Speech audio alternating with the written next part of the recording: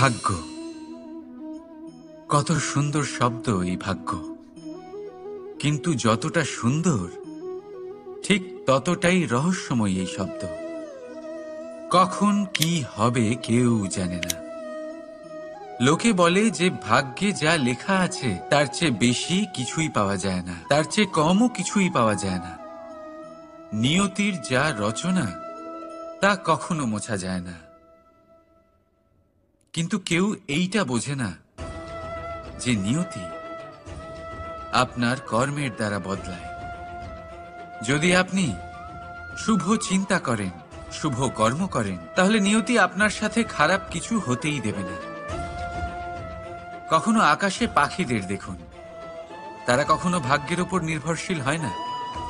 যতই ঝড় আসুক, যতই তীব্র হাওয়া দিক, ঘুরতে থাকে, একটা জিনিস জড়ো করে নিজের সৌভাগ্য, নিজের বাসা নিজেই তৈরি করে। নিজের সন্তানের জন্ম দেয়, তাকে লালন পালন করে, নিজেই তাকে উড়তে শেখায়, কখনোই ভাগ্যের উপরে নির্ভরশীল হয় না সে। এই বিষয়টা আমাদেরও শিখতে হবে। তাই মনে রাখবেন, আপনার ভাগ্য নিয়তির লিখন নয়। আপনার ভাগ্য তাই যেটা আপনি দিনের পর দিন আপনি নিজেই লেখেন। কিছু নিজে পরিশ্রম করে, কিছু নিজের ভাবনার জোরে। রাধা রাধা। মানুষের স্বভাব হলো যে সে সবসময় নিজে বলতে চায়, কারুর কথা শুনতে চায় না। কিন্তু তার এই স্বভাব তাকে এক বিশাল বড় জ্ঞানের থেকে দূরে সরিয়ে রাখে, সামনের মানুষের ব্যক্তিত্বের জ্ঞানের থেকে দূরে। তাই যদি আপনি কাউকে চিনতে চান, কাউকে বুঝতে চান, তাকে থামাবেন না, শুধু বলতে দিন। কারণ একজন ব্যক্তির ব্যক্তিত্ব লুকিয়ে থাকে তার কথার মধ্যে, আর তার আসল পরিচয় লুকিয়ে থাকে তার শব্দের পেছনে। বলতে দিন, আস্তে আস্তে আপনি সব বুঝতে পারবেন। এটাই তফাৎ হলো একজন সাধারণ মানব আর একজন মহামানবের মধ্যে। এক যে কাউকে বলতে দেয় না, আর এক যে সবার কথা শুনে। তাহলে সিদ্ধান্ত আপনার, আপনি কি সাধারণ হতে চান না অসাধারণ? কারণ এই ভবিষ্যৎ আপনার। রাধা রাধা। ভাগ্য আর কর্ম, এই দুই এমন শব্দ যাকে ঘিরে সমগ্র সংসার।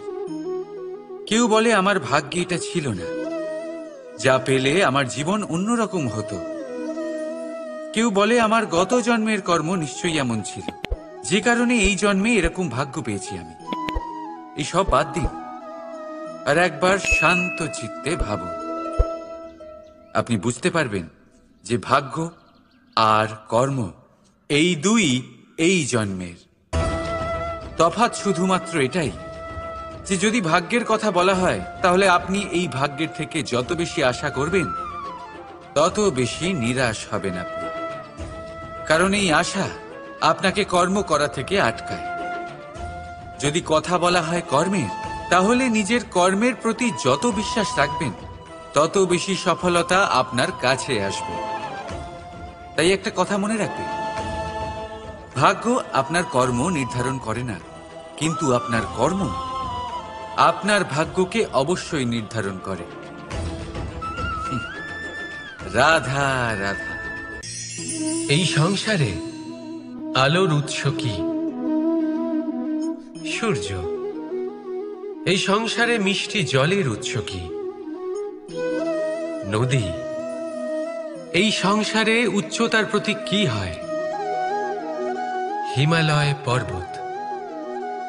আমরাও জীবনে এরকমই হতে চাই, সূর্যের মতো তেজস্বী হতে চাই, নদীর মতো পূজনীয় হতে চাই, হিমালয় পর্বতের মতো উচ্চতা লাভ করতে চাই। সব ঠিক আছে, কিন্তু তার জন্য আমরা কাজ কি করি? যদি এরকম আমরা হতে চাই, তাহলে সবার আগে সূর্যের মতো নিজেকে উজ্জ্বল করুন। সূর্যের সব থেকে বেশি আলো নিজের অন্তরে থাকে। নদীর মতো নিজের পথ নিজেই তৈরি করুন। পাথরের সাথে ধাক্কা খাওয়ার পরেও থেমে না যাওয়া শিখুন। হিমালয় পর্বতের মতো উচ্চতা লাভ করতে হলে সেটার মতো অটল থাকতে শিখুন। একটা কথা অবশ্যই মনে রাখবেন, নিজেকে জ্বালাবেন তবেই সংসারকে আলোকিত করতে পারবেন। রাধা রাধা। প্রতীক্ষা, প্রয়াস, এই দুই জীবনের অভিন্ন অঙ্গ। দেখতে গেলে আমরা জীবনে কারোর না কারোর প্রতীক্ষা অবশ্যই করি। সে কোনো ব্যক্তি হোক বা সময় হোক বা কোনো ভাবনা, সবকিছুই হতে পারে। আর দেখতে গেলে সব সময় কেউ না কেউ কিছু প্রয়াসও করে চলেছে। যেমন সাফল্য আসার প্রতীক্ষা, বিফলতা যাতে না আসে তার জন্য প্রয়াস, সুখ আসার প্রতীক্ষা, দুঃখ যাতে না আসে তার জন্য প্রয়াস। এবার প্রতীক্ষা আর প্রয়াসের মধ্যে এক ঘনিষ্ঠ সম্পর্ক রয়েছে, আর তা হল যিনি প্রতীক্ষা করেন তিনি ঠিক তাই পান যা একজন প্রয়াস করা ব্যক্তি পেছনে ফেলে আসেন। তাই প্রতীক্ষা নয়, প্রয়াস করুন। এই প্রয়াসের মধ্যেই সুখের চাবিকাঠি রয়েছে। রাধা রাধা। মানুষ কর্ম করেন। আমি বারংবার বলি যে ফলের আশা করবেন না। তাও মানুষ কোথাও না কোথাও নিজের কর্মের বদলে কোনো না কোনো ফলের আশা অবশ্যই রাখেন। কখনো তিনি সফল হন, কখনো অসফল। সেই জন্যই আমি বলি যে ফলের আশা কখনো রাখবেন না, কারণ সাফল্য বা অসফলতা মনের মধ্যে রাখলে কখনো কোনো লাভ হয় না। যদি সাফল্য মনের মধ্যে রাখেন তাহলে অহংকার জন্ম নেবে। যদি অসফলতা মনের মধ্যে রাখেন তাহলে এক হীনমন্যতায় আপনি ভুগবেন, যা দিয়ে কোনো শুভকর্ম হবে না। সেই জন্য শুধুই কর্ম করে যান, কর্মেই মগ্ন থাকুন। আর আসুন আমার সাথে ভালোবেসে বলুন, রাধা রাধা। বন্ধু আর শত্রু, প্রত্যেকের জীবনের একটা বড় অংশ এর উপরে নির্ভরশীল হয়ে থাকে। আপনার জীবনে সফলতা আর অসফলতাও এর উপরে নির্ভরশীল। কিন্তু এই বন্ধু এবং শত্রুদের খুঁজে পাওয়ার জন্য আপনাদের বাইরে যাওয়ার প্রয়োজন নেই, কারণ এরা স্বয়ং আপনার ভেতরেই আছে। আপনি যদি বিনম্র থাকেন, যদি আপনি নিরন্তর প্রয়াস করতে পারেন, তাহলে আপনার কোনো বন্ধুর প্রয়োজন নেই। যদি আপনার মধ্যে অহংকার থাকে, যদি প্রতি কথায় আপনার মধ্যে ক্রোধ উৎপন্ন হয়, তাহলে আপনার শত্রুর কোনো প্রয়োজনই নেই। নিজের অন্তরের এই বন্ধু ও শত্রুকে চিনুন, আর আমার সাথে ভালোবেসে বলুন, রাধা রাধা। একে চিনতে পারলেন? একে কুঠার বলা হয়। আপনারা জীবনে কোথাও না কোথাও কোনো না কোনো রূপে এটা দেখেই থাকবেন। একটা ব্যাপার নিশ্চিত, এই কুঠার ছাড়া কোনো বৃক্ষকে কাটতে পারা সরল নয়। এবার আপনি কখনো এটা ভেবেছেন, এই কুঠার এর এই অংশ, এর মুখটাই যদি না থাকে তাহলে কি হবে? এ শুধুমাত্র কোনো বৃক্ষই নয়, তার কোনো ডালও কাটতে সক্ষম হবে না। এবারে ভাবুন, এই শুকনো কাঠের হাতল এ আমরা কোত্থেকে পেলাম? কোনো এক বৃক্ষ থেকেই। সেই ডাল যাকে কেটে ফেলা হয়েছিল এক বৃক্ষকে কাটার জন্য, এই ডালই শস্ত্ররূপে প্রস্তুত। আমাদের জীবনে আমাদের প্রিয়জন, আমাদের আপনজন যখন সময় কখনো কখনো তাদের সঙ্গ না দেয়, যদি তারা দৈন্য দশায় থাকেন, তাহলে তাদের সঙ্গ কখনো ছাড়বেন না। ওনাদের প্রয়োজন শুধুমাত্র মনোবল। তা তাদের দিন, তাদের সাহায্য করা আপনার কর্তব্য। হয়তো তাদের সাথে থেকে আপনার কোনো লাভ হবে না, কিন্তু তাদের দূরে থাকাতে আপনার ক্ষতি অবশ্যই হতে পারে। সর্বদা সাহায্য করুন, সঠিক সময় আসলে তা আপনার সহায়ক অবশ্যই হবে। রাধা রাধা। আমাদের মধ্যে বেশিরভাগ মানুষেরই এই অভিযোগ থাকে যে মানুষ তখনই আমাদের স্মরণ করেন যখন সেই সময় আসে যখন আমাদেরকে প্রয়োজন হয়, যখন কোনো কাজ থাকে, যখনই এই সময় পেরিয়ে যায়, তাদের কার্যসিদ্ধি হয়ে যায়, তারা আমাদের থেকে দূরে চলে যান, ভুলে যান আমাদের। এবার এই বিষয়ে ভেবে খারাপ অবশ্যই লাগে। এই পরিস্থিতিকেই অন্য এক দৃষ্টিভঙ্গি দিয়ে দেখার চেষ্টা করুন। মনে রাখবেন, মানুষ প্রদীপের সন্ধান তখনই করেন যখন তার জীবনে অন্ধকার থাকে। আপনি প্রসন্ন হয়ে উঠুন, কারণ আপনার কাছে সেই সুযোগ আছে যে কারোর জীবনে প্রকাশের কিরণ আনতে পারছেন, কাউকে সঠিক পথ দেখাতে পারছেন, কারোর সহযোগিতা করতে পারছেন, এই পুণ্য অর্জন করতে পারছেন। কারোর থেকে কোনো আশা রাখার দরকার নেই। যার আপনাকে যতটা প্রয়োজন তাকে ততটাই সাহায্য করুন, ততটাই সবাইকে প্রেম বিতরণ করুন। আর এই প্রেমের ভাব নিয়েই আমার সাথে বলুন, রাধা রাধা। এটা সেই নৌকার প্রতিরূপ যা আমাদের নদী পার করায়। এবার বিষয়টা একটু ভেবে দেখুন। সেই বিশাল নৌকা যা আমাদের নদী পার করায়, সেটার নির্মাণ নদীতে নয়, ডাঙায় হয়। আর যদি আমরা এটাকে নদী অবধি পৌঁছতে চাই, তাহলে আমাদের দরকার পড়ে কোনো গরুর গাড়ির অথবা ঘোড়ার গাড়ির। তার সাহায্যে একে বহন করা হয়।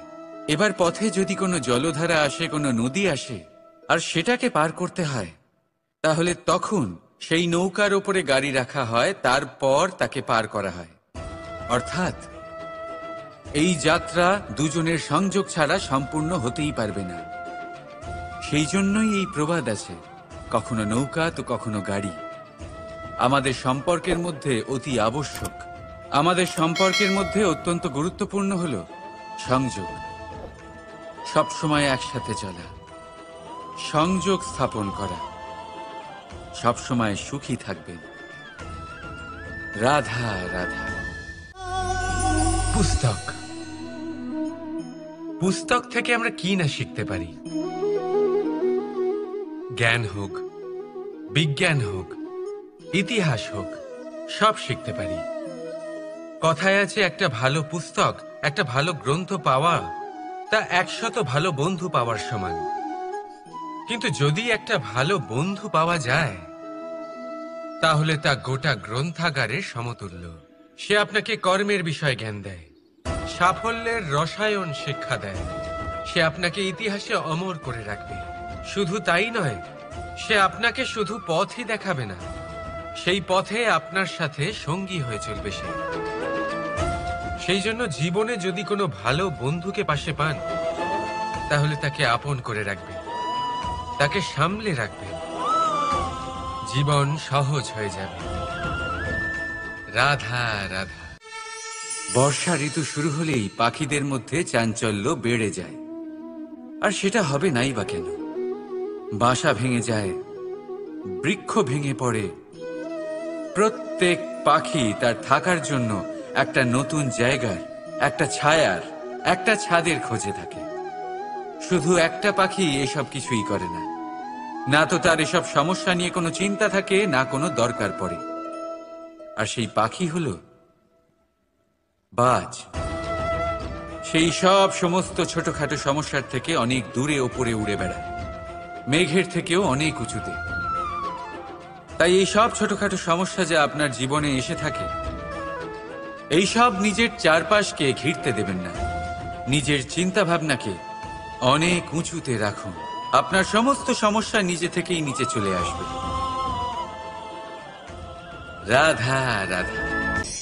কোনো ব্যক্তির ব্যক্তিত্ব কিভাবে তৈরি হয়? আপনার কি মনে হয় যে ব্যক্তি জন্ম থেকে তার স্বভাব নিয়ে জন্মায়? নাকি আপনার মনে হয় যে এই প্রকৃতি ব্যক্তির জন্য তার নিয়তি রচনা করে? না, এরকম একেবারেই হয় না। আমি আপনাকে বোঝাচ্ছি।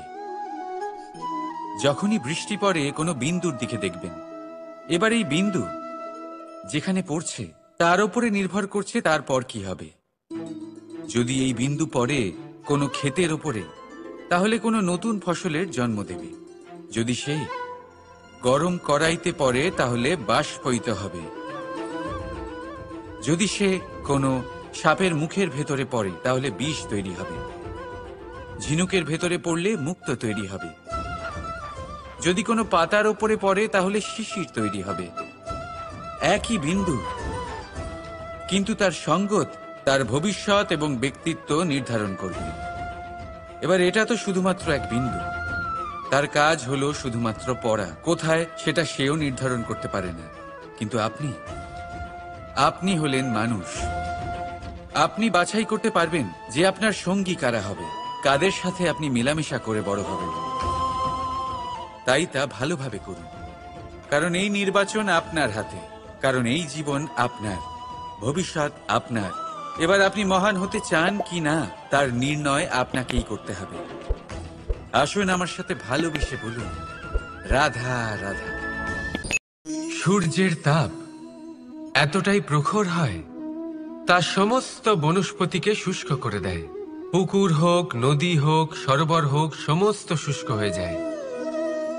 কিন্তু আপনি কখনো শুনেছেন সূর্যের তাপে সমুদ্র শুকিয়ে গেছে? এমন কখনোই হয় না।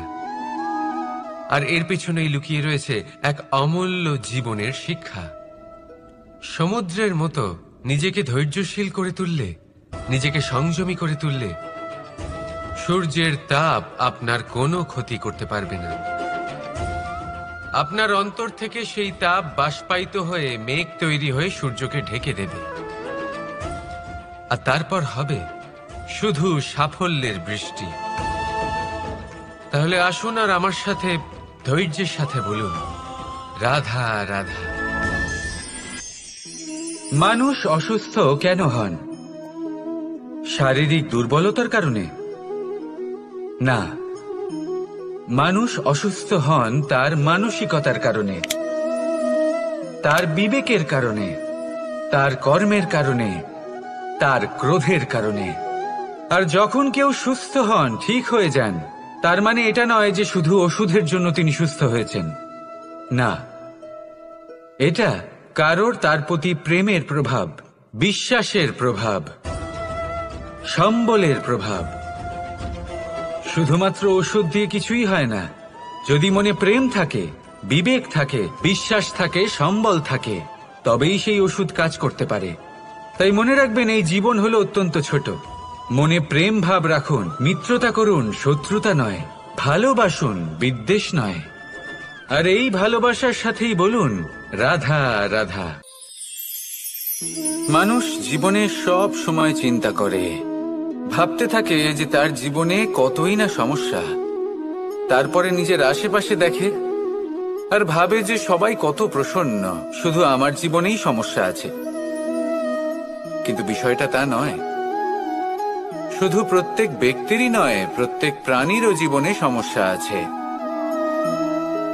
এবার মানুষ একটা পাখিকে দেখে এটাই ভাবে যে এদের জীবন কতটা সহজ। কোনো দেশেরই সীমারেখা এদের ওপর লাগু হয় না। কোথায় থাকবে সেই নিয়েও কোনো ভাবনা নেই। কত শান্তির জীবন এদের। তারপর সে একটা পিঁপড়েকে দেখে আর এটা ভাবে, কি অসাধারণ, এদের তো সারা জীবনই মাটির উপরেই অতিবাহিত হয়, খাবারটাও মাটিতেই পেয়ে যায়। কি শান্তির জীবন এদের। কিন্তু যখন কোনো ঝড় আসে, তখন সবার আগে সেই পাখির বাসাটাই ঝড়ে ভেঙে যায়। এই পাখি যে শাখাতেই গিয়ে বসে পড়ুক, তাদের উপর সবসময় সংকট থাকে যে ওপর থেকে কোনো বড় পাখি এসে তাদের উপর প্রহার না করে, তারা নিজেদের প্রাণ না হারায়। আর যদি কথা বলি পিঁপড়েকে নিয়ে, এদের উপর সবসময় সংকট থাকে যে কোনোভাবে বাতাস বা জল এদের ভাসিয়ে না নিয়ে যায়, কোনো প্রাণী ওকে পা দিয়ে পিষে না দেয়, এই পিঁপড়ে পিষ্ট হয়ে না মারা যায়। দেখুন, সমস্যা প্রত্যেকের জীবনে রয়েছে, আর এই সমস্যা আসতেই থাকবে। এর অর্থ এটা নয় যে এই সমস্যার সম্মুখীনই হওয়া যায় না, এর সমাধানও সম্ভব নয়। প্রত্যেক সমস্যার সমাধান অবশ্যই আছে, শুধু শান্ত মনে সেটা খুঁজে বের করতে হবে। তাহলে সেটাই করুন, প্রত্যেক সমস্যার সমাধান করতে থাকুন। যত সমাধান করবেন, জীবন আনন্দময় হয়ে উঠবে। যদি সমাধান না করেন, তাহলে আজীবন দুঃখই পেতে থাকবেন। আসুন আমার সাথে ভালোবেসে বলুন, রাধা রাধা। কর্ম, ধর্ম আর কর্তব্য, এই তিনটি একে অপরের সাথে জড়িত, আর অনেক সময় এই তিনটি পালন করতে করতে আমাদের সেই ব্যক্তির সামনে গিয়ে দাঁড়াতে হয়, তার বিরুদ্ধেই যেতে হয় যাকে আমরা সব থেকে বেশি ভালোবাসি। কিন্তু সেইখানে এই যুদ্ধ কোনো ব্যক্তিগত যুদ্ধ থাকে না। এ হলো কর্ম, ধর্ম আর কর্তব্যের যুদ্ধ। এটা সরল নয়, অত্যন্ত কঠিন হয় তার সম্মুখীন হওয়া যাকে আমরা সব থেকে বেশি সম্মান করি। কিন্তু আমাদের তো আমাদের ধর্মের পথে চলতেই হবে, কারণ আমরা কর্মবদ্ধ, কর্তব্যবদ্ধ, আর এটাই করা উচিত। শুধু এটুকু মনে রাখবেন, যদি আপনার উদ্দেশ্য শুভ হয়, আপনার ভাবনা শুভ হয়, আপনি যদি কর্ম, ধর্ম আর কর্তব্যের পথে অগ্রসর হন, তাহলে এই প্রক্রিয়াতে যদি আপনাকে আপনার আরাধ্যেরও সামনে দাঁড়াতে হয়, তাহলেও আপনার কোনো ক্ষতি হবে না। তাহলে আসুন আর আমার সাথে ভালোবেসে বলুন, রাধা রাধা। সাথী। সাথী এই শব্দটির ব্যাখ্যা কে কিভাবে করে? মিত্র, সখা, বন্ধু।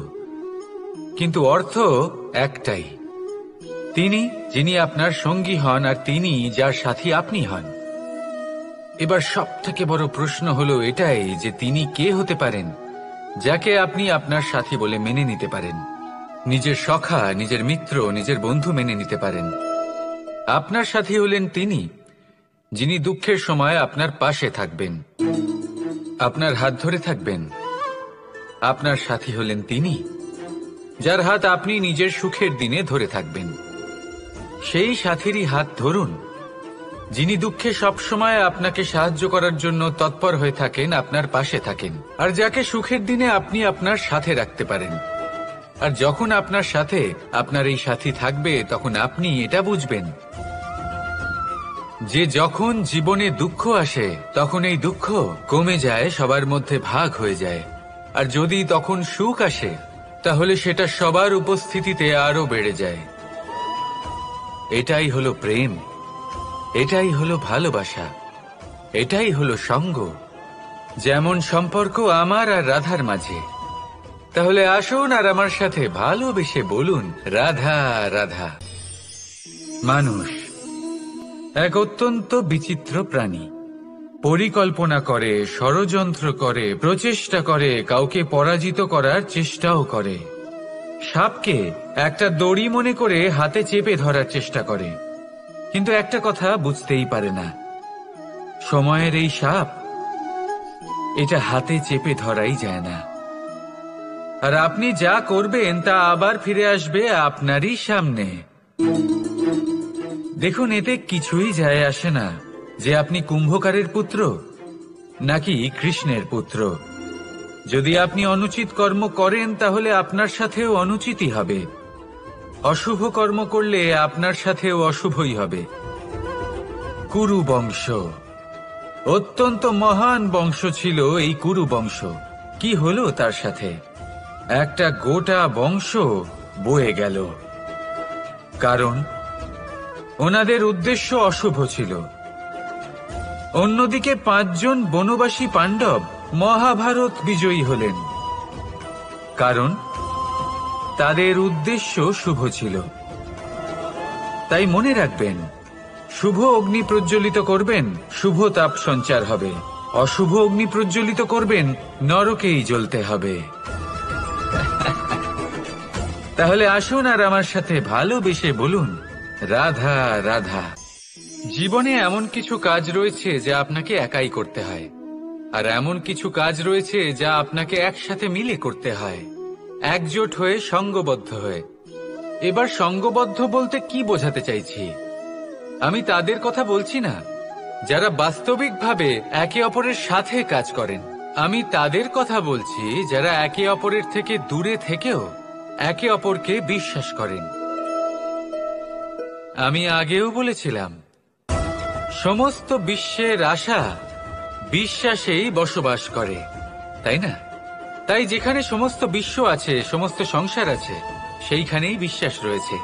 তাই আপনার আশেপাশে এমন দল সঙ্গবদ্ধ করুন যাদের আপনার উপর বিশ্বাস আছে আর যাদেরকে আপনি বিশ্বাস করতে পারেন। তাহলে আসুন আর আমার সাথে ভালোবেসে বলুন, রাধা রাধা। আমরা যে মানুষকে চাই, যাকে আমরা ভালোবাসি, তাকে একটা উপহার অবশ্যই দিতে চাই। এমন এক উপহার যা ওনার ভালো লাগবে, যা শ্রেষ্ঠ হবে, অতি প্রিয় হবে, বহুমূল্য হবে, বা বলতে পারেন মূল্যবান হবে। তাই আমরা কি করি? আমরা বাজারে যাই, তার জন্য স্বর্ণ, আভূষণ, হিরে, মুক্তো এইসব নিয়ে আসি। কিন্তু এটাই কি সর্বশ্রেষ্ঠ উপহার? কখনোই না। সর্বশ্রেষ্ঠ উপহার হলো স্বাধীনতা, তাকে নিজের মনের মতো বাঁচার স্বাধীনতা। যদি আপনি কাউকে স্বাধীনতা না দিতে পারেন, তাহলে সে কোথাও না কোথাও বন্দী হয়ে যায়, তার বিকাশ কোথাও না কোথাও আটকে যায়। কিন্তু যদি আপনি কাউকে স্বাধীনতা দিতে পারেন, তাহলে আপনি দেখবেন ও সমস্ত সংসারকে, এই জীবনকে নিজের দৃষ্টিভঙ্গি দিয়ে দেখবে, বুঝবে যে কোনটা হলো উচিত আর কোনটা হলো অনুচিত। আর এটাই হলো সর্বশ্রেষ্ঠ। আর এবার যদি কাউকে স্বাধীনতার মাধ্যমে এত বড় একটা শক্তি দিতে পারেন, তাহলে আপনি আমাকে বলুন, এর থেকে বড় উপহার আর কি হতে পারে? আসুন আর আমার সাথে ভালোবেসে বলুন, রাধা রাধা। পিতা আর পুত্রের সম্পর্ক অত্যন্ত মধুর হয়ে থাকে। পিতা স্বপ্ন দেখেন, তাকে পূর্ণ করার সকল সম্ভাব্য চেষ্টা করেন, কিন্তু তাও অনেক সময় ওনার স্বপ্ন অপূর্ণ থেকে যায়। তখন পিতা ভাবেন যে স্বপ্ন উনি পূর্ণ করতে পারেননি, ওনার সন্তান তা অবশ্যই পূরণ করবে। যে স্থানে উনি কখনো পৌঁছতে পারেননি, সেই স্থানে ওনার পুত্র অবশ্যই পৌঁছবে। পিতা নিজের সন্তানের ভবিষ্যৎ নিয়ে সেই স্বপ্ন দেখেন, আর যখন সেই সন্তান সামনে এগোতে থাকে, তখন তার দুঃখ হয় না, বরং গর্ব হয়। ওনার ভালো লাগে এটা দেখে যে ওনার সন্তান অনেক উন্নতি করছে। কিন্তু যখন সন্তান নিজের অভিভাবকের শক্তি দেখে, তার যশ দেখে হিংসা করতে থাকে, সমস্যা সেইখানেই শুরু হয়। সেই জন্য সকল সন্তানকে এটা মনে রাখতে হবে, দেখুন, পুত্র হবার সুবাদে, এক সন্তান হবার সুবাদে, এটা হলো আপনার অধিকার যে আপনি আপনার পিতার থেকে বেশি উন্নতি করবেন। আপনার পিতাও এটাই চান, কিন্তু সুস্থভাবে এটা করুন। একটা রেখা টেনে নিন, যাতে আপনি তাতে এগোতে পারেন, আর আপনার পিতার তাতে গর্ববোধ হয়, আর সেই বিষয়ে দুঃখ না হয় যে আমার সন্তান আমাকেই ছোট করার চেষ্টা করছে। ইতিহাস সাক্ষী রয়েছে, যে মানুষ অন্য কাউকে ছোট করার চেষ্টা করেছেন, সেই মানুষই ছোট হয়ে গেছেন। আর আমার মনে হয় না আপনি এটা চান, কারণ কোনো একদিন আপনিও কারোর পিতা হবেন। আসুন আমার সাথে ভালোবেসে বলুন, রাধা রাধা। প্রেম এই সংসারে এসেছিল এই সংসারকে প্রেমের শিক্ষা দেওয়ার জন্য, এই জীবনের সুখের অনুভূতি আসলে কি তা শেখানোর জন্য। কিন্তু যদি সত্যি কথা বলি, তো আমি নিজেই প্রতিদিন প্রেমের নতুন নতুন স্বরূপ দেখতে পাই, প্রেমের একটা নতুন অনুভূতি প্রত্যেক নতুন দিনে। আর তার কারণ হলো এই প্রেম অনন্ত, এ হলো দৈব। প্রেম হলো এই সংসারের সব থেকে বড় ঢাল এবং সব থেকে বড় অস্ত্র। এই প্রেম ছাড়া না কোনো ন্যায় হয়, আর না কোনো শাস্ত্র, না জীবন আছে, আর না অন্ত। এবার যদি এই প্রেম মনের মধ্যে বাস করতে শুরু করে, তাহলে কখনো কোনো সমস্যাই হবে না, আর যদি হয়েও থাকে, তাহলে তা স্থায়ী হবে না। এই প্রেম কি না করতে পারে?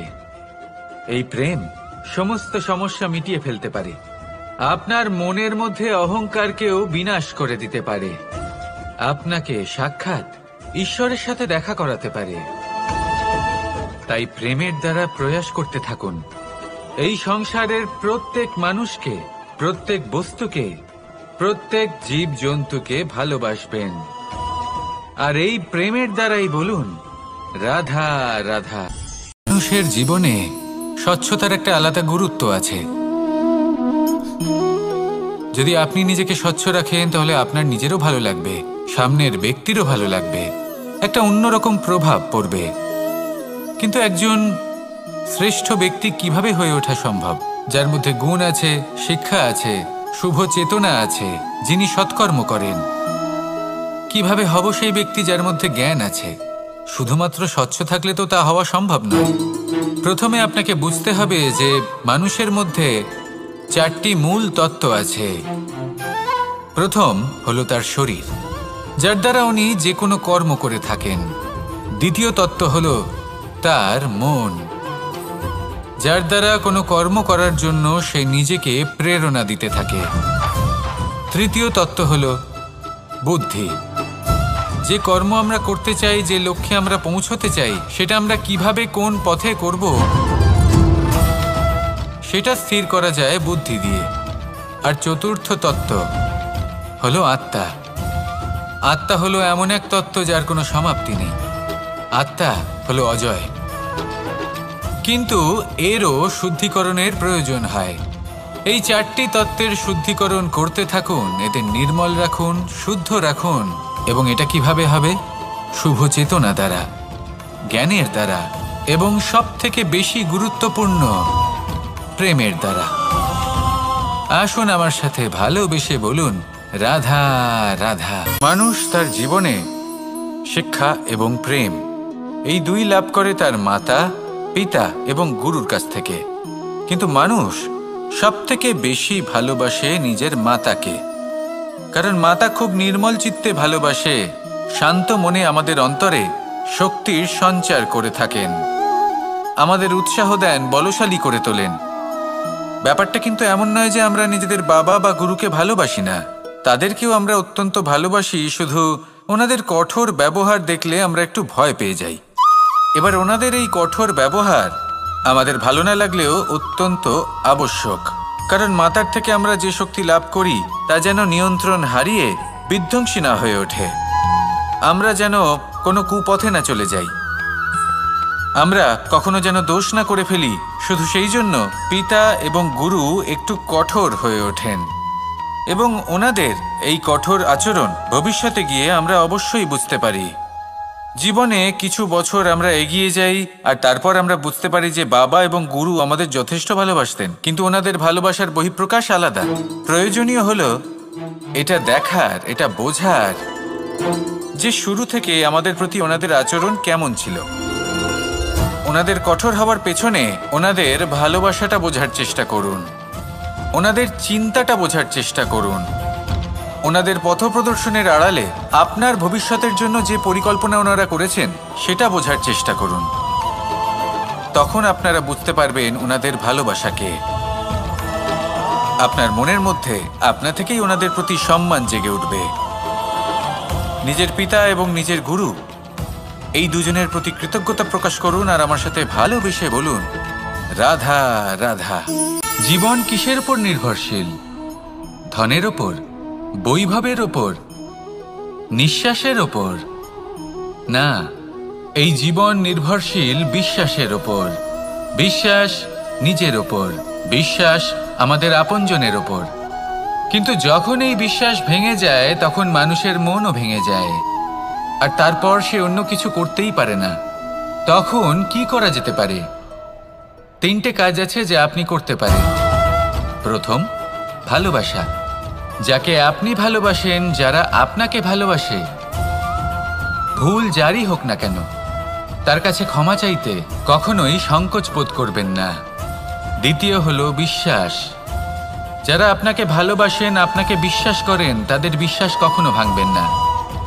তৃতীয় হলো আশা। যারা আপনাকে ভালোবাসেন, আপনাকে বিশ্বাস করেন, তাদের আশা আপনার সাথে জড়িত, তাদের থেকে কখনো কিচ্ছু লুকোবেন না। এই 3টে কাজ করুন আর এই জীবন সুপ্রসন্ন হয়ে বলবে, রাধা রাধা। মানুষের জীবনে 2 ধরনের আবেগ থাকে যা চিরকাল তার সাথে বসবাস করে। প্রথম, স্বপ্ন। দ্বিতীয়, অজুহাত। মানুষ হাজার হাজার স্বপ্ন দেখতে পারে। আমাকে এই কাজ করতে হবে, আমাকে ওখানে ঘুরতে যেতে হবে, আমায় জীবনে এই অসম্ভব কাজ বাস্তবায়িত করে দেখাতে হবে, আদি ইত্যাদি। এবার ঠিক যেমন স্বপ্ন দেখেন সেইভাবে অজুহাতও খুঁজে নিয়ে আসেন। আমি এই স্বপ্ন পূরণ করতে পারলাম না, কারণ আমাকে কেউ সাহায্যই করল না, কারণ আমি দুর্বল হয়ে পড়েছিলাম, কারণ আমার কাছে সময়ই ছিল না, আদি ইত্যাদি। এবার সাফল্য এবং অসফলতার মাঝখানে এই ধরনের সংঘর্ষ হতে থাকে।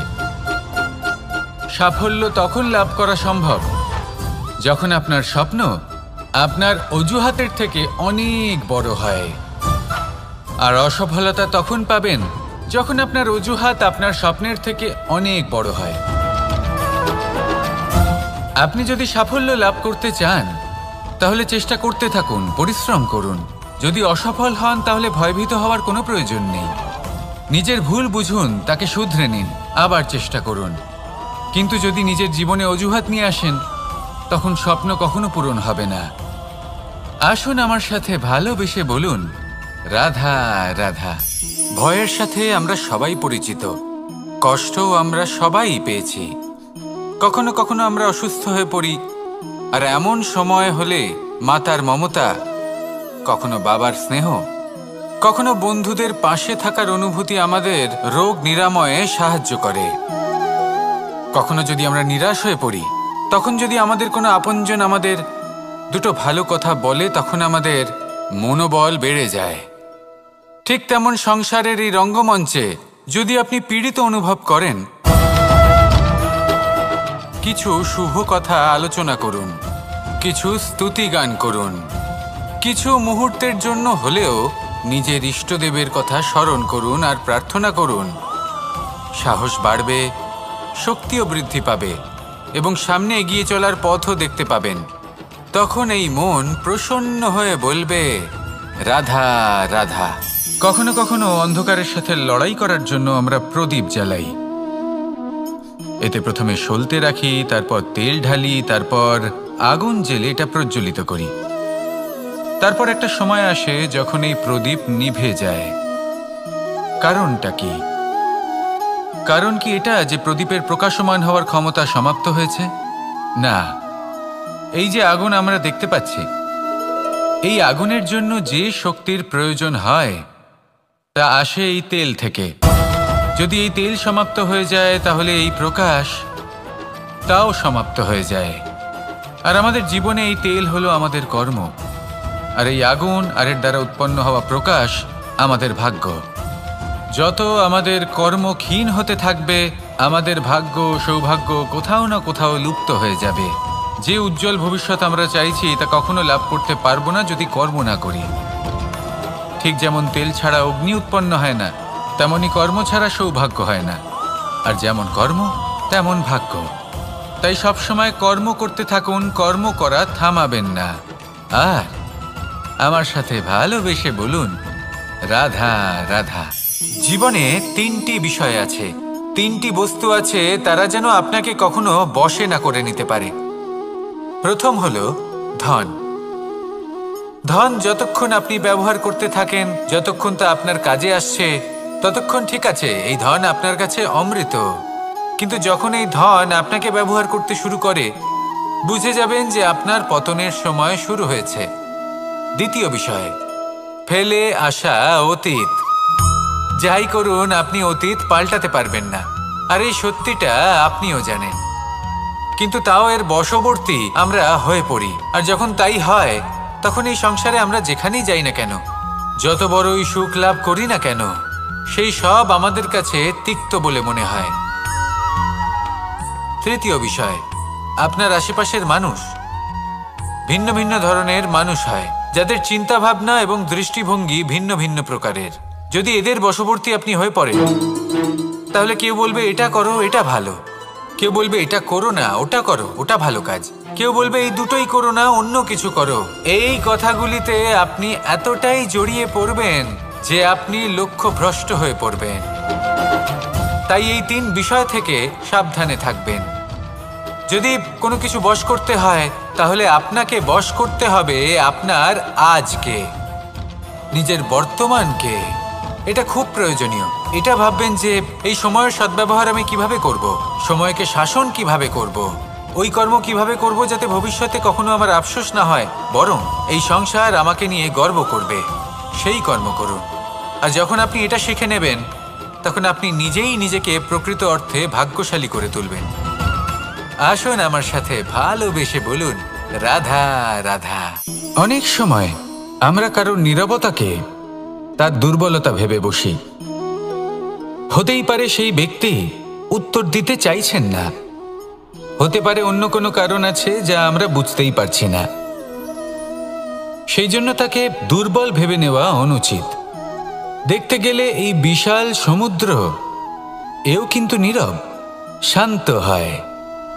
কিন্তু যখন সে রুদ্র মূর্তি ধারণ করে তখন কি হয়?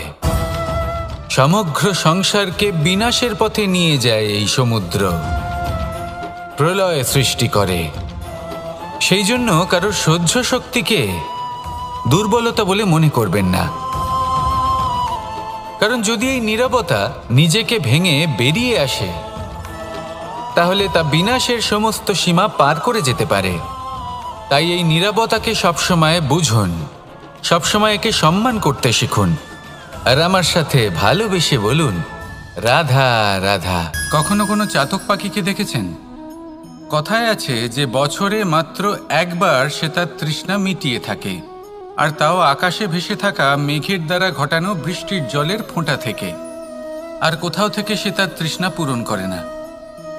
সারা বছর সে নিদারুণ গরম সহ্য করে, তীব্র শীতও সহ্য করে, শুধু এই আশা নিয়ে যে বছরে একবার অন্তত সেই মেঘের ঘন ঘটা হবে, বৃষ্টি হবে, আর সে তার তৃষ্ণা নিবারণ করবে। এটা আসলে কি? এটা আসলে বিশ্বাস। সেই বিশ্বাস যে বছরে একবার সেই মেঘ আসবে তৃষ্ণা নিবারণ করতে। যেমন দেখুন, একটা সূর্যমুখী ফুল সারা রাত অন্ধকারের সাথে যুদ্ধ করে, কারণ তার বিশ্বাস যে ভোরবেলায় সূর্য তাকে অবশ্যই দর্শন দেবেন। সেটাও বিশ্বাস ছিল যার উপর ভরসা করে মনু একটা নৌকা নিয়ে বেরিয়ে পড়েছিলেন এবং সমস্ত সৃষ্টিকে প্রলয়ের হাত থেকে বাঁচিয়েছিলেন।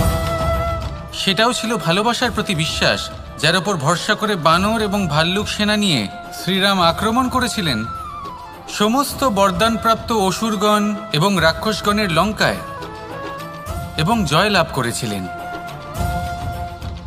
এই বিশ্বাসই হলো এই বিশ্বের আশা। বিশ্বাস রাখুন যে আপনি হলেন সর্বশ্রেষ্ঠ এবং শুধুই নিজের কর্ম করতে থাকুন। এই বিশ্বাসের আশাই আপনাকে প্রতি মুহূর্তে বল প্রদান করবে। এ হলো আমার বিশ্বাস।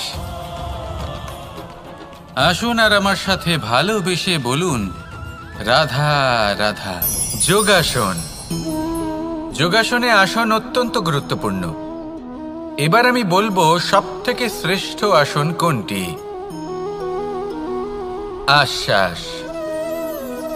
নিজেকে আশ্বস্ত করতে থাকুন যে আমি আছি, সব ঠিক হবে, যা হচ্ছে ভালোর জন্য হচ্ছে। এই আশ্বাস আপনাকে জীবনে এমন ধন্যাত্মক বিশ্বাস দেবে যে আপনি বড় বড় সমস্যার সমাধান করতে পারবেন। এবার যদি কথা বলি সবথেকে কঠিন সময়ের, তাহলে সেটা হলো বিচ্ছেদের, যা মা সীতাকে সহ্য করতে হয়েছে শ্রীরামের জন্য, রাধা কৃষ্ণকেও সহ্য করতে হয়েছে। যে ব্যক্তি বিচ্ছেদের সময় সঠিক পথে চলে এসেছে সে জীবনে অনেক শ্রেষ্ঠ স্থানে অবশ্যই পৌঁছতে পারবে। এবার যদি কথা বলি সবথেকে জরুরি এবং গুরুত্বপূর্ণ সময়ের, তাহলে সেটা হলো সংযোগ। সকলকে সাহায্য করতে থাকুন। আপনি অন্যদের সাহায্য করে তাদের যত আনন্দ দিতে পারবেন ততটাই আনন্দ আপনারও জীবনে অবশ্যই আসবে। আসুন আর আমার সাথে ভালোবেসে বলুন, রাধা রাধা। সংসারে সকলে উঁচুতে উঠতে চায়, কেউ নত হতে চায় না। সবাই এটা মনে করে যে নত হওয়ার অর্থ হলো তাদের আত্মসম্মান এবং অহংবোধের বিরুদ্ধাচরণ করা। তাদের মনে হয় যে যদি আমরা নত হই সংসার আমাদের দুর্বল মনে করবে, তাদের শৌর্য এবং তাদের ব্যক্তিত্বের অপমান হবে। কিন্তু এটা কি সত্যি? প্রত্যেকবার নত হওয়ার অর্থ কি সম্মানহানি হওয়া? কখনোই নয়। আপনি নিজের জীবনকেই দেখে নিন। আপনার কোনো অমূল্য জিনিস যদি নিচে পড়ে যায় তাহলে তাকে কিভাবে তোলেন? সেই বস্তুকে তোলার জন্য আপনাকে নত হতেই হবে। আপনি বড়দের আশীর্বাদ কিভাবে লাভ করেন? আপনি নত হয়ে তবেই তাদের আশীর্বাদ লাভ করতে পারেন, তাই না?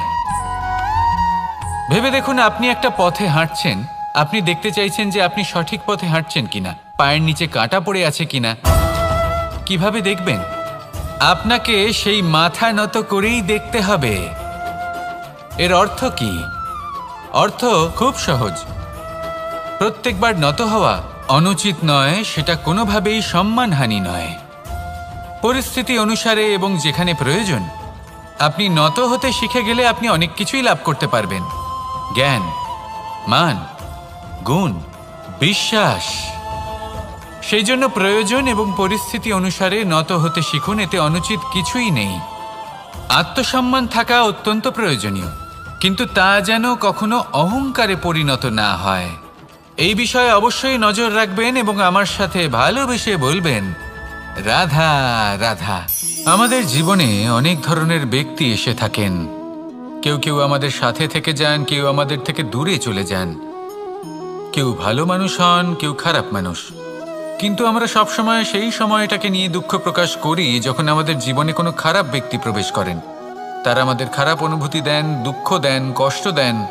আমরা সবাই তাকে ভালো মন্দ কথা বলি। কিন্তু কেন?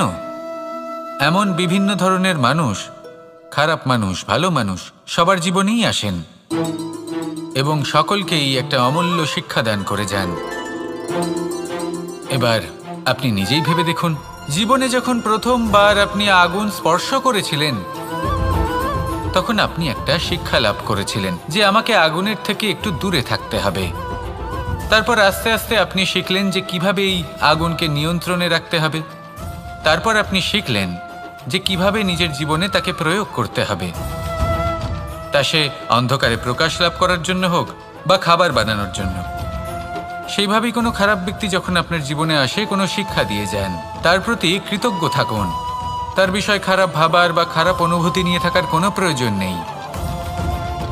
সেই শিক্ষা লাভ করুন, ইতিবাচক মনোভাব নিয়ে জীবনের সামনে এগোতে থাকুন। কেউ নেই যিনি আপনাকে বাধা দিতে পারেন। আসুন আমার সাথে ভালোবেসে বলুন, রাধা রাধা।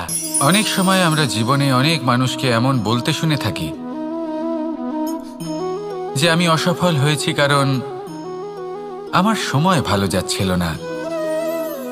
আমি এই জিনিসটা লাভ করতে চাইছিলাম কিন্তু করতে পারলাম না কারণ আমার সময়টা ভালো যাচ্ছিল না। আমি আমার জীবনে ওই মহান কাজটা করতে চাইছিলাম কিন্তু করতে পারলাম না। কেন? কারণ আমার সময়টা ভালো যাচ্ছিল না। কিন্তু যে মুহূর্তে ভালো সময় আমার জীবনে আসবে আমি সব কিছু প্রাপ্ত করব। এমন প্রায় প্রত্যেকেই বলেন। আসুন একটা কথা বোঝা যাক। একজন মালিকে দেখুন, সে প্রত্যেক দিন গাছের সেবা করে, তাকে জল দেয়, তার যত্ন আত্তি করে। কেন? প্রত্যেক দিন সেই গাছ ফল দেয় না। সঠিক সময় এলে তবেই সেই গাছ ফল দেয়, কিন্তু প্রত্যেক দিন মালি তার সেবা করে, তাকে যত্ন করে। শুধুমাত্র তখন করে না যখন সেই গাছ ফল দিতে সক্ষম। আর যদি মালি গাছের যত্ন প্রতিদিন না করে তাহলে হয়তো সেই গাছ ফল দিতেই পারবে না। এটাই হলো আমাদের জন্য একটা শিক্ষা। যখন সময় আমাদের জন্য অপেক্ষা করে না তখন আপনি সময়ের জন্য কেন অপেক্ষা করছেন?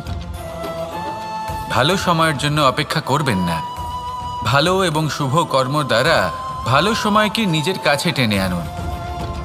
নিরন্তর কর্ম করুন, পরিশ্রম করতে থাকুন। শুভ সময় আপনা থেকেই আপনার কাছে আসবে। আসুন আমার সাথে ভালোবেসে বলুন, রাধা রাধা। জীবনে এমন কিছু কাজ রয়েছে যা আমাদের কখনোই করা উচিত নয়, যেমন আশা করা। যদি আপনি আশা করেন আর আপনার আশা পূর্ণ না হয় আপনি খুবই কষ্ট পাবেন। এবার আপনি যদি প্রতীক্ষা করেন, করতেই থাকেন, আর সেই ব্যক্তি যদি না আসে তাহলেও খুব কষ্ট পাবেন। আর হলো তুলনা। আপনি যদি তুলনা করতে যান তাহলে এটাই ভাববেন যে হয় আমি বা অন্য কোনো ব্যক্তি, এই দুজনের মধ্যে কোনো এক ব্যক্তি নিকৃষ্ট। আর এই ভাবনাটাই হলো অনুচিত। যদি আমরা কথা বলি সেই সব বিষয়ে যা আমাদের করা উচিত, যেমন পরীক্ষা। এই পরীক্ষা সবসময় আমাদের আরো সফল করে তোলে, আরো শ্রেষ্ঠ করে তোলে, আরো উৎকৃষ্ট করে তোলে। আসন্ন মহাসংগ্রামের জন্য আমাদের প্রস্তুত করে তোলে এই পরীক্ষা। তাই এই পরীক্ষার থেকে কখনোই পালাবেন না, এর সম্মুখীন হন। আর হলো কর্ম। কর্ম করা কখনোই বন্ধ করবেন না। তুলনা করার বদলে কর্ম করুন, প্রতীক্ষা করার বদলে কর্ম করুন, আর আশা করার বদলে কর্মই করুন। জীবন সফল হয়ে যাবে। দেখুন, সবার শেষে সত্যি বলতে এই কর্ম আর এই পরীক্ষা, এই দুই আমাদের জীবনকে সুখী করে তুলতে পারে। আসুন আর আমার সাথে ভালোবেসে বলুন, রাধা রাধা। আমি অনেক সংখ্যক মানুষকে দেখেছি, তাদের কাছে অত্যাধিক জ্ঞান আছে, শিল্প আছে, ধন আছে, কীর্তি আছে, কিন্তু তারা এই সব কিছু নিজেদের কাছেই রাখেন, এই সমাজে বিতরণ করেন না। কারণ হলো ভয়। ওনাদের মনে হয় যে যদি আমি এই সব কিছু সমাজে বিতরণ করি, তাহলে সমাজ আমার শিল্প হোক, ধন হোক, জ্ঞান হোক, কীর্তি হোক, সবকিছু চুরি করে নিয়ে যাবে, আর তার বদলে আমি কিছুই পাবো না। এটা কিন্তু সত্য নয়। সত্য হলো এটাই যে যদি আপনি নিজেকে এই সংসারের প্রতি সমর্পিত করেন, তাহলে এই সংসার আপনার প্রতিও সমর্পিত থাকবে। আপনি শুধু ধন, জ্ঞান, কীর্তি, সম্মান পাবেন তাই নয়, বরং এই সমাজ আপনাকে নিজের চোখে হারাবে, মনের মধ্যে স্থান দেবে। তাই এই ভয় ত্যাগ করে দেখুন কিভাবে এই সমাজ আপনাকে প্রেম সমর্পণ করে। আসুন আমার সাথে ভালোবেসে বলুন, রাধা রাধা।